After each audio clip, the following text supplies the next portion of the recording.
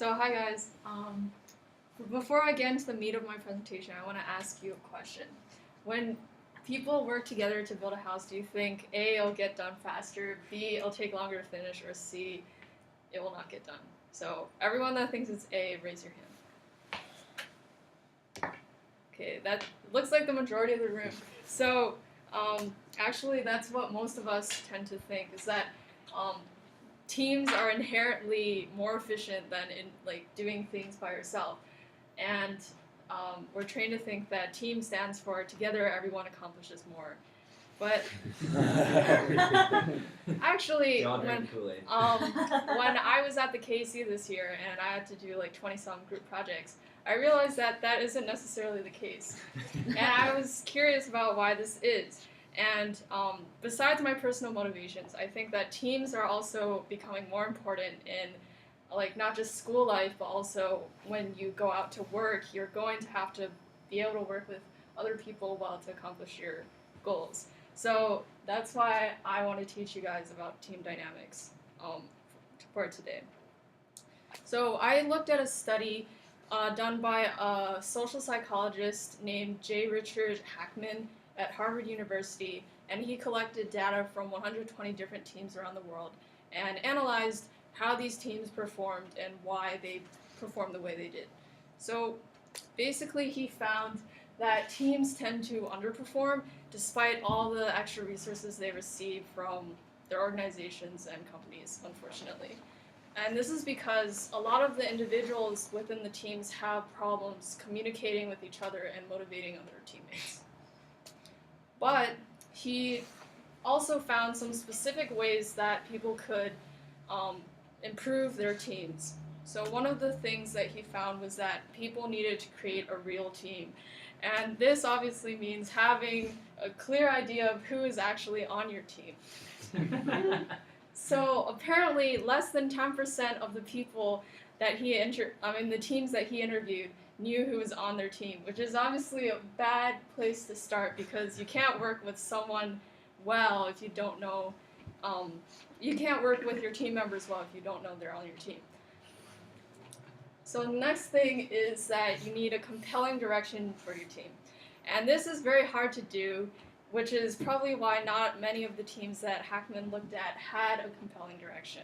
Because if you think about the people that have historically set compelling directions for the U.S., you can think of MLK and JFK, and they also both happen to be assassinated because of their compelling direction that they set for the country. So that goes to show that a lot of the times the leaders that set the direction for their team aren't popular with the team members because it's emotionally taxing on them, but also people don't necessarily like being told what to do. So it's very difficult, but teams still need a compelling direction if they want to have a purpose for having the team, if they want to know how to measure their progress, and also if they want to motivate their team members. In the corporate world, many people can hire team coaches to come in and teach people about how to be a better team, but at Choate, we don't necessarily have that kind of resources. So we can self-educate ourselves about how to be a better team, because if 4 people are just thrown together and told you have to accomplish this goal, they're not necessarily going to work the best way that they can. So it helps to know a little bit about what makes teams successful and apply that to your team project in the most effective way. Hackman also realized that deviants are often needed in teams. So a team may have a group of people that are very nice to each other, that seem content with everyone, the opinions of everyone in the group. And then they might fall into the cycle of agreeing with everyone no matter what they say. But a deviant is needed to get out of this rut, sort of.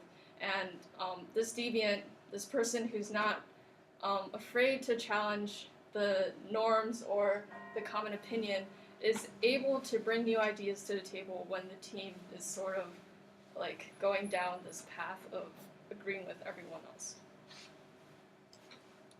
Finally, Hackman found that larger teams tend to do worse than smaller teams because they have to spend more energy communicating and coordinating efforts between team members. So his advice was just to avoid double-digit teams and try to keep teams smaller. And smaller teams, they can divert the energy from maintaining these connections to actually accomplishing their goals.